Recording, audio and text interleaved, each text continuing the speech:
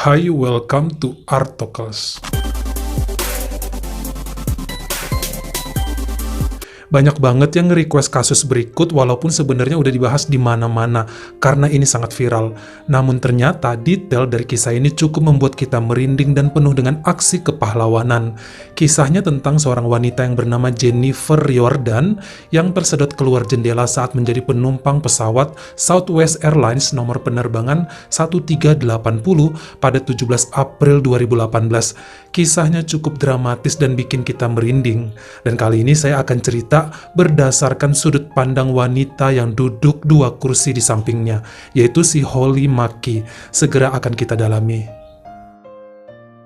Sebelum saya lanjutkan, saya mau perkenalkan kamu lagi dengan satu channel yang keren dan semakin mantap, yaitu The Philus. Penontonnya makin banyak karena cerita dan kasus yang dibahas semakin matang dan menjadi favorit pecinta true crime. Jalan cerita yang runut, detail yang bikin mudah dimengerti, dan pilihan kasus yang sempurna bisa bikin kita semakin luas wawasannya, terkhusus untuk dunia kriminal. Sekali lagi, namanya adalah channel The Philus. Pasti udah banyak lah yang kenal sama channel yang satu ini. Bagi yang belum, tentunya saya udah tempelin link channelnya di bawah supaya kamu bisa langsung meluncur ke channel kerennya The Philus.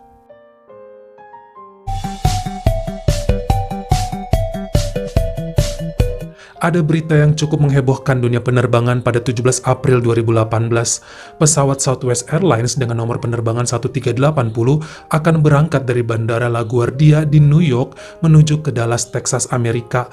Setelah lepas landas 20 menit di ketinggian 9.800 meter, sekitar pukul 11.03 siang, terjadi kegagalan mesin dan juga penurunan tekanan udara yang sangat drastis. Pesawat dengan 144 penumpang dan 5 kru itu mengalami oleng ke kiri di udara. Seketika itu semua penumpang dalam pesawat berteriak histeris, menangis, dan terjadi kepanikan luar biasa.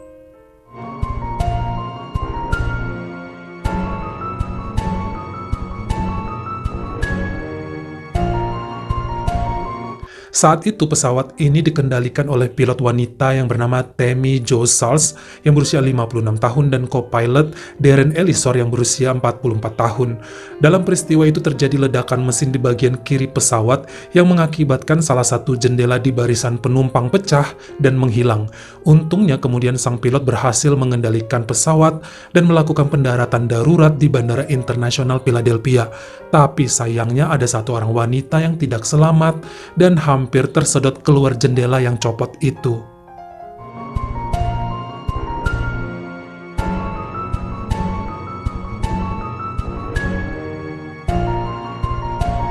Kita akan berkenalan dengan seorang wanita yang berusia 42 tahun bernama Holly Mackey. Dia merupakan seorang profesor di Universitas Oklahoma. Dan kronologi berikut kita akan gunakan sudut pandang dari dia, karena Holly merupakan orang terakhir yang mengobrol dengan satu korban wanita yang hampir tersodot keluar dari pesawat. Pada 17 April 2018, sekitar jam 10.30 pagi, Holly bersama 143 penumpang lainnya naik ke pesawat Southwest Airlines dengan nomor penerbangan 1380 dari New York menuju ke Dallas City, Texas. Rencananya Holly nanti akan transit lagi di Dallas menuju ke Oklahoma di mana dia tinggal. Ternyata untuk penerbangan Southwest ini, sistemnya bukan duduk di kursi sesuai nomor yang ada di tiket. Jadi bebas memilih tempat duduk. First come, first serve. Yang datang duluan, yang dilayani duluan. Bebas memilih kursi. Saya juga baru tahu ada sistem begitu, karena setahu saya semua sudah ditentukan kursinya di tiket masing-masing.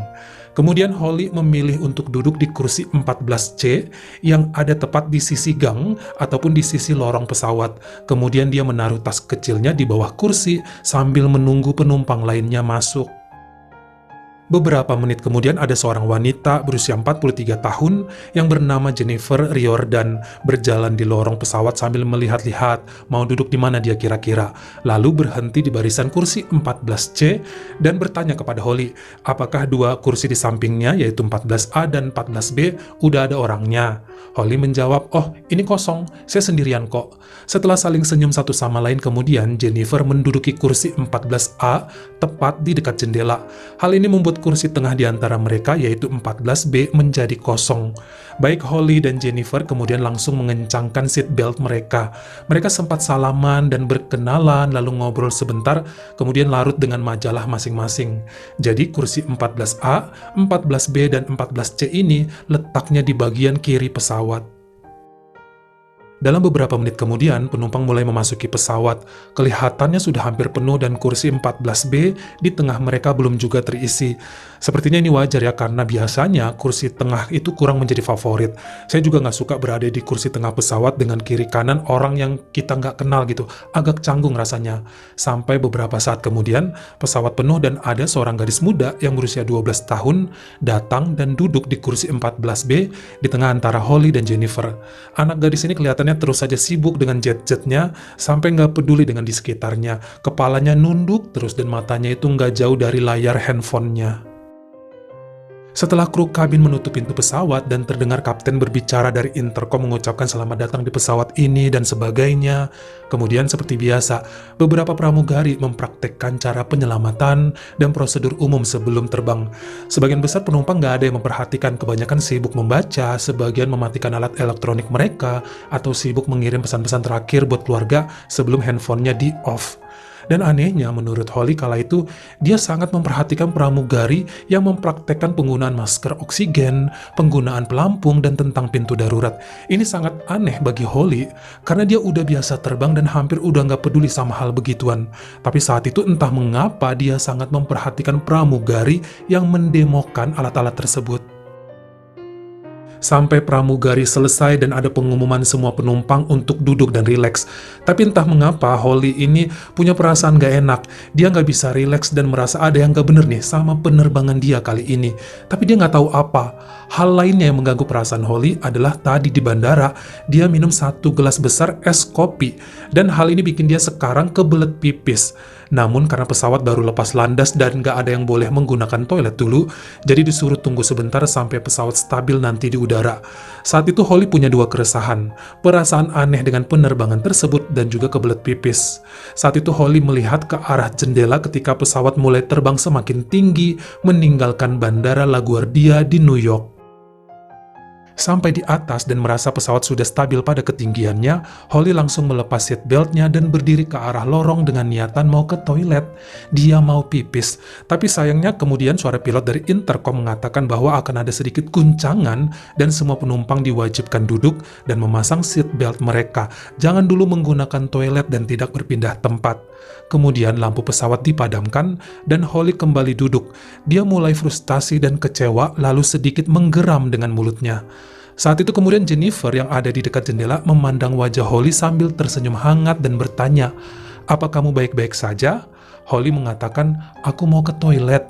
Kemudian baik Holly dan Jennifer tertawa bersama dan Jennifer mencoba menenangkan Holly serta menyuruhnya, "Tahan dulu sebentar ya."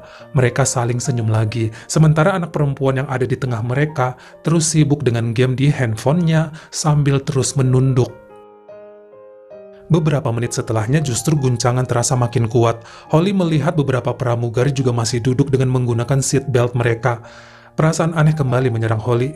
Tiba-tiba dia merinding sendiri sambil memegangi kepalanya, berusaha mengusir pikiran negatif. Pada pukul 11.03 siang dikatakan Holly kemudian mencoba menarik tas di bawah kursinya. Rencananya mau mengambil iPad untuk main game aja. Disitulah kemudian Holly mendengar suara ledakan kuat dari luar, dekat dengan sayap kiri pesawat. Diikuti suara wush yang sangat keras mengisi ruangan kabin. Tiba-tiba terdengar suara semua penumpang menarik nafas dan saling pandang satu sama lain. Namun tidak ada yang berani bergerak. Semua wajah sangat panik. Dalam hitungan detik, pesawat mulai oleng ke kiri. Seketika bunyi detak keras terdengar, diikuti suara wush lagi dari langit-langit pesawat. Dan semua masker oksigen pun keluar. Seluruh penumpang mulai teriak panik dan histeris. Pramugari lari ke sana-sini mencoba membantu orang-orang memakaikan masker. Dan pesawat semakin menikung dan oleng ke arah kiri. Sementara Holly mencoba menarik masker oksigennya. Antara sadar nggak sadar, dia tuh nggak berhasil memasangkan masker di wajahnya. Dia bilang rasanya seperti mimpi bahwa ini terjadi sesuai firasatnya sejak beberapa menit lalu. Dia tuh nggak percaya bahwa hidupnya akan berakhir di pesawat itu. Tapi kemudian dia cuekin itu masker. Dia mencoba memasangkan masker pada gadis di sampingnya. Namun apa yang dilihatnya cukup mengerikan.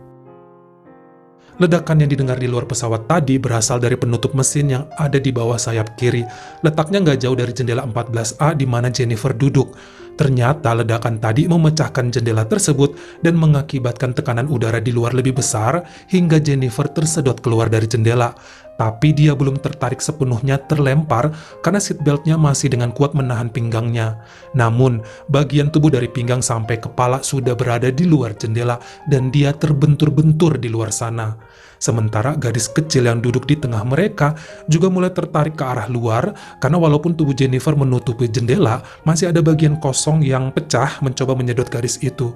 Dengan cepat, Holly menarik tubuh gadis itu, menggenggam badan anak itu melekat ke dadanya dengan menggunakan tangan kanan. Sementara tangan kiri Holly mencoba menarik bagian pinggang Jennifer supaya tubuhnya tidak tertarik keluar jendela. Dikatakan Holly berusaha sekuat tenaga dengan tangan kirinya menarik Jennifer masuk ke dalam pesawat lagi, tapi dia tidak sanggup. Kekuatan angin di luar sangat keras menghisap Jennifer dari jendela.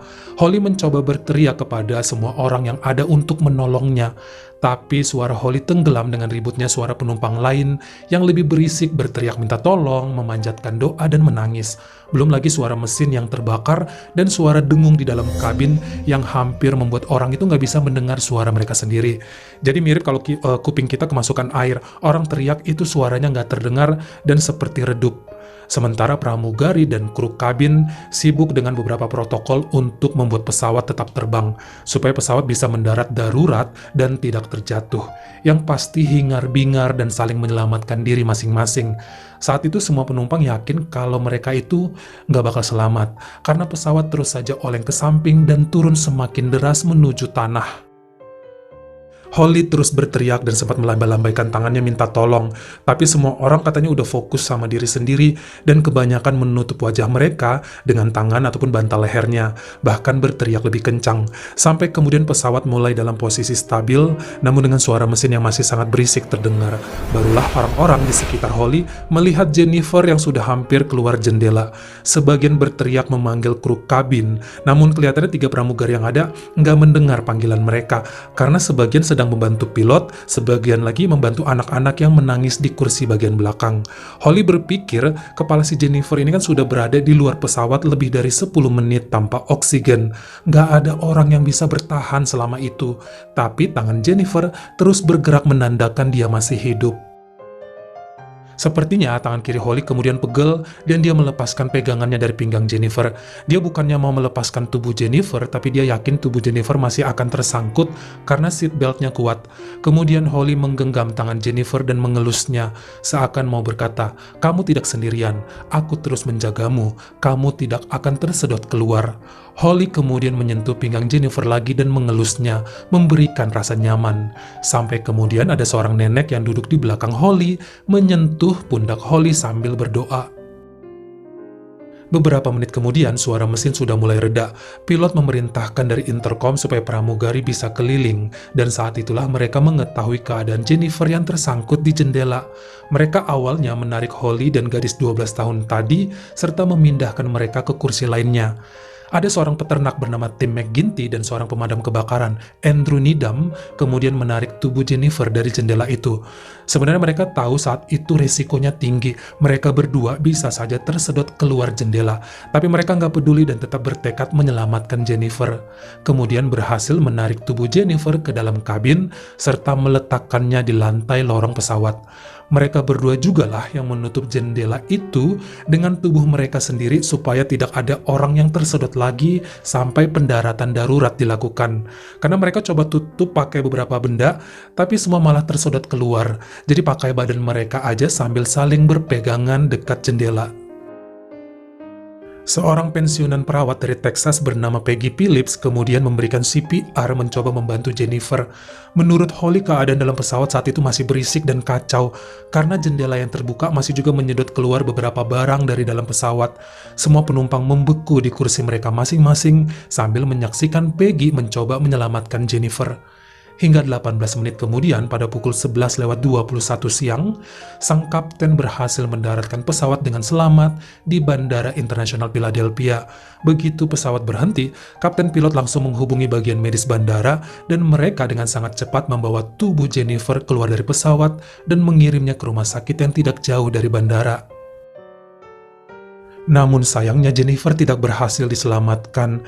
Dia menghembuskan nafas terakhir di rumah sakit beberapa jam kemudian. Terdapat banyak luka lebam di kepala dan juga dadanya.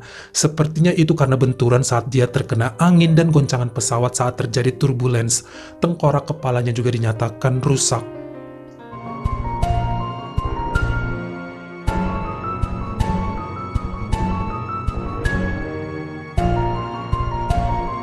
Yang pasti sang kapten menyatakan bahwa terjadi kegagalan mesin saat lepas landas.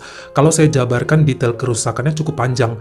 Bahkan saya nggak ngerti juga sih ngejelasin tentang mesin-mesinnya karena cukup rumit.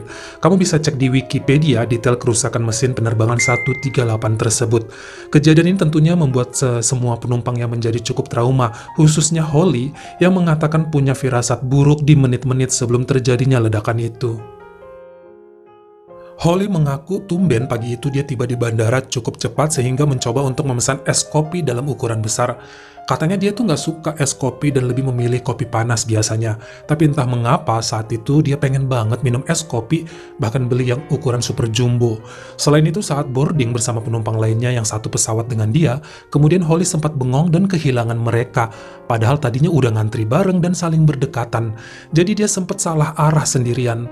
Holly ini juga mengaku tipe orang yang gampang tidur. Senderan dikit dia pasti terlelap. Jadi biasanya selalu memilih kursi yang dekat dengan jendela. Nah saat itu dia sempat duduk di kursi 14A dekat jendela karena mikirnya ya biar enak tidur, penerbangannya kan 4 jam. Tapi kemudian berpindah duduk ke kursi 14C dekat dengan gang karena berpikir, gua kan habis minum es kopi banyak, takut kebelet pipis, males ngelewat-lewatin orang takut keganggu, mending deket gang aja. Makanya kemudian dia pindah ke 14C dan selamat dari peristiwa tersebut. She's had a very warm smile. That was Holly Mackey's first reaction to seeing Jennifer Reardon. She was sitting 2 seats away from her with a 12-year-old girl in between them. But Holly had originally taken Jennifer's seat before she moved to the aisle.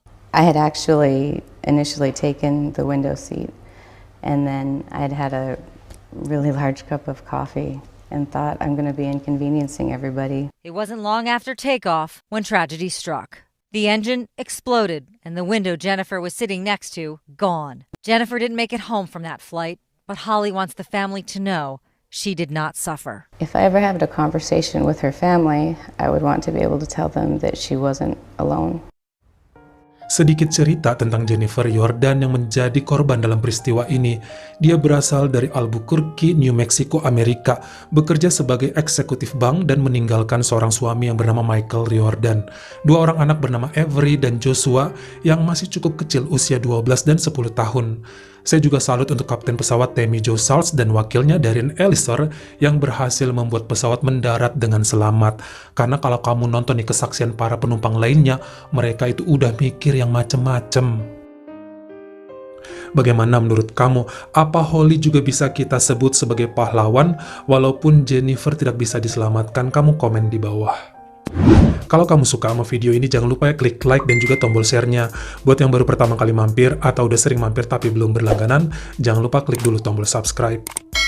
Dan juga dinyalain ya notifikasinya supaya lain kali kalau misalnya saya upload video baru, kamu jadi orang pertama yang tahu. Follow juga Instagram saya jika berkenan di Artocles S-nya 2. Dan jangan lupa untuk nontonin semua video saya yang lainnya. Ingat ya, tetap jaga kesehatan. Terima kasih.